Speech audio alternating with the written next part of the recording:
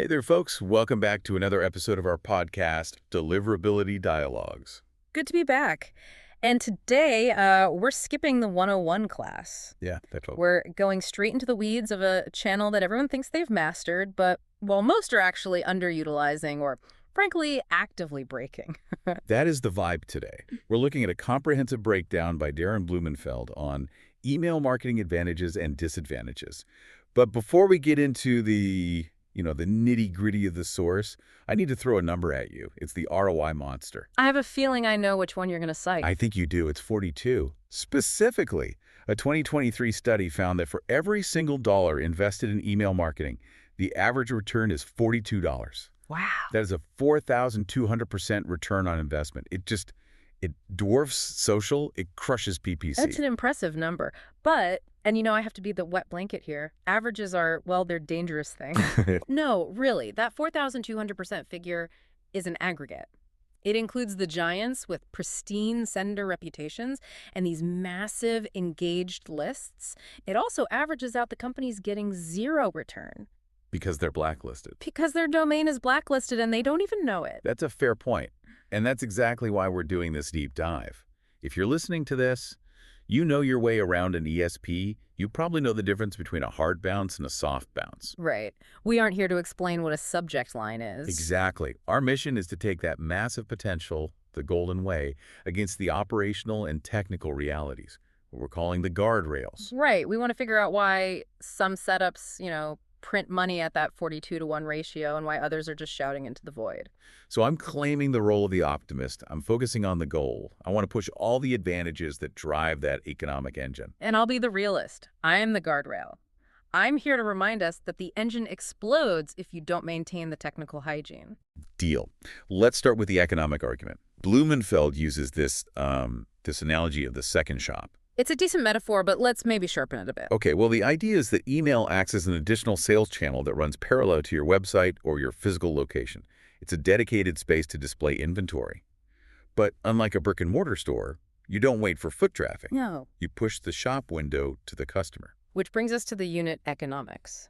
Think about your customer acquisition costs, your CAC, on other channels. What? If you're relying on PTC, you are paying a tax to Google or Meta for every single pair of eyeballs. You stop paying, the traffic stops instantly. Exactly. Email is an own channel. Okay. Once you have that subscriber, the marginal cost of reaching them again drops to, what, near zero? Pretty much. Blumenfeld highlights the elimination of postage and printing, which is obvious, but the bigger saving is bypassing the ad platform algorithms. But here's the nuance the text hints at, but doesn't scream from the rooftops. Yeah. That deficiency only holds if you were actually a traffic driver. Meaning email isn't just a notification system, it's a funnel. The source argues its primary utility is smartly placed links that foster interaction. But think about the context here. Where is that interaction happening? On the phone. The daily habit. Right. We all know people check email on mobile, but let's look at the technical implication of that daily habit. The source mentions that customers check email every day, often before they even get out of bed. Which is a huge behavioral advantage. Massive, especially over social, where an algorithm decides if you even see a post. The inbox is a queue. It's chronological. If you send it and it lands, they see it. If it renders, this is where the gold hits the guardrail. The text notes that mobile usage is dominant.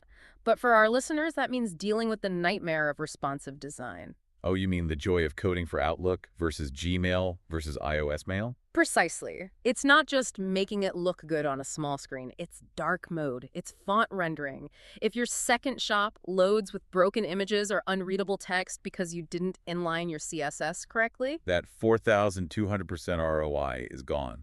it evaporates. You look like an amateur. So the advantage is access, but the cost of that access is just this massive technical complexity in design. Exactly. Which segues us into the next battleground, the relationship itself. Segment 2. Relationship versus spam. Now, the source draws a hard line here, but I feel like in 2024 the line is a bit blurry. Blumenfeld's definition is pretty standard. Marketing is targeted and value-driven. Spam is unsolicited and intrusive. Disregards the recipient's needs. That's the key phrase in the text. But let's elevate that for a pro audience. We aren't just talking about, Nigerian prince scams. We're talking about Gray mail. Gray mail. Yeah, Yeah. technically solicited but practically unwanted. You signed up for a webinar 3 years ago, and now you're getting daily updates. Is it spam? Technically, no. You opted in. But do you want it? No. And that's where the guardrail comes in. The ISPs, Google, Yahoo, they're treating gray mail like spam now. They are. And this is why the source emphasizes personalization and segmentation so heavily. It's not just about conversion anymore. It's about survival. Yeah, the text moves way beyond the basic hello first name tag. It talks about using data to segment based on preferences. Which is table stakes now. If I buy a coffee grinder from you and your next email is a discount for a teapot, you failed. You failed. You've signaled that you don't know me at all. And the source argues that email is a two-way street. This was a point I really liked. We tend to treat email as a megaphone. We shout, they listen. But Blumenfeld says we should be encouraging replies. This is a massive deliverability hack that the text alludes to. When a user hits reply to a marketing email, what does that tell the ISP? It tells them, I know this person. We are having a conversation. Exactly. It is the gold standard of engagement signals. A reply is worth 1,000 opens in the eyes of the algorithm. It humanizes the brand, yes, but technically it whitelists you in the most organic way possible. So the strategy isn't just click here to buy. It should be hit reply and tell us what you think. If you have the resources to manage the inbox, yes, it strengthens the partnership and keeps the brand alive in the customer's mind. Okay, so we're building relationships, we're driving traffic, but I can see you itching to bring up the downsides. Let's get to segment 3, the reality check. We have to. Because that 4,200 per SER ROI is a trap if you ignore the risks. And the first one Blumenfeld mentions is surprisingly human. The intelligence trap. This one stings. Typos. It seems so trivial. Oh, I missed a comma. But the source argues that a single mistake undermines professional credibility. It makes the brand look less intelligent. I've seen this happen. You send a launch email with a broken header or a typo in the subject line, and suddenly nobody is talking about the product. No, they're not. They're talking about the mistake. But let's look at the technical side of that. It's not just that humans judge you. Spam filters judge you. Wait, the algorithm cares about my grammar. Absolutely. Poor grammar, excessive capitalization, and typos are statistically correlated with phishing and low-quality spam. So if your content score drops because you didn't proofread, You're feeding it bad data. you are feeding negative data to the heuristics engine. You aren't just looking dumb, you're looking like a threat. That is a terrifying guardrail. It should be. Then you have email fatigue. The source warns about oversending. Which leads directly to the unsubscribe button. Or worse, the mark as spam button. The source suggests letting subscribers manage their own frequency, which is smart.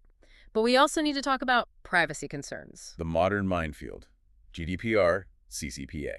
The text stresses transparency. You cannot just harvest data and use it for, greedy personalization. Explicit consent is mandatory. But there's another erosion happening that isn't legal. It's natural. List decay. The source calls this the natural erosion of the list. People change addresses. Especially in B2B. The average turnover rate in the workforce is what, 20% to 30% a year? That's a lot. It means if you do nothing, your B2B list degrades by 1/3 every year. So if you're emailing a ghost, you're hurting your metrics. You're generating hard bounces. And if your hard bounce rate creeps up past a certain threshold, the ISPs start looking at your domain sideways. They assume you're buying lists or scraping data. Which brings us to the biggest monster in the closet. We've talked about the content, the relationship, the decay, but none of that matters if the door is locked. Segment 4, the technical deep dive, deliverability. The source is explicit here. You can have the best copy in the world, but deliverability challenges, spam filters, technical glitches, reputation issues can kill a campaign before it starts. This is where the ROI goes to die. And the source pivots to a very specific solution mechanism here, Inbox Alley. Right. Now, I want to unpack this because the text gets into the how, and it's fascinating for anyone who has tried to warm up an IP before. Well, it's not just a warm-up tool. The source describes it as a mechanism to reshape sender reputation. Okay, so how does it do that? It mentions seed emails. Let's explain that. A seed list is basically a network of email accounts, real inboxes that the platform controls. Inbox Alley sends your campaign to these seed accounts. And then, because just sending emails doesn't fix reputation. Correct. Sending is easy. It's the interaction that matters. The source highlights intelligent engagement techniques. This is the key. Okay. When the email lands in the seed account, the software engages with it. So it opens it. It opens it, it scrolls, it marks it as important. But most importantly, and this is the rescue behavior, if that email lands in the spam folder, the system finds it, moves it to the primary inbox, and marks it as not spam. That specific action moving from spam to inbox, that has to be a huge signal to the provider. It is the strongest signal you can possibly send.